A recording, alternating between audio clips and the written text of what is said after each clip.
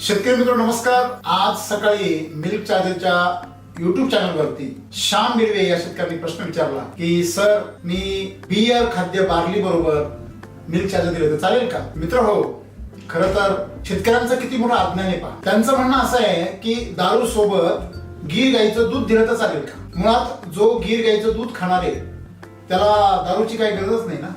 पहिलवानाला नशेची काही गरजच नसते, तो तशाच नशेमध्ये असतो। मित्रांनो, आपण हे समजून घेतलं पाहिजे की आपण जर इंटरनेटवरती आपण गुगलवर सर्च केलं की बियर वेस्ट दुभत्या जनावरांना होणारे दुष्परिणाम असं टाईप केलं, तुम्हाला या ठिकाणी बघायला मिळेल की पचन संस्थेच्या समस्या निर्माण होतात, विषबाधा होते आणि दूध उत्पादनावरती मायकोटॉक्सिन्समुळे दुष्परिणाम होतात।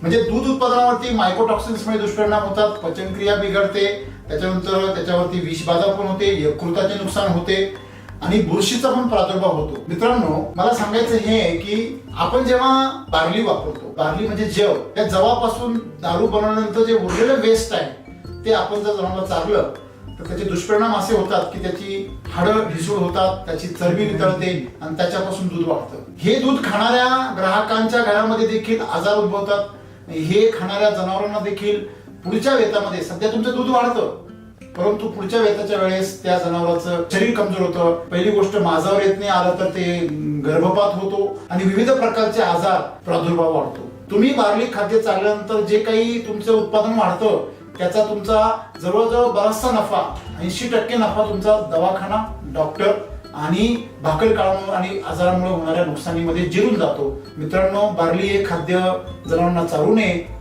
आणि मिल्क चार्जर सोबत त्याची गरजच नाहीये आणि त्याप्रमाणे आपण फक्त मिल्क चार्जर साधा तुमचं खाद्य आणि चारा याचा आपण आहार वापरावा। धन्यवाद।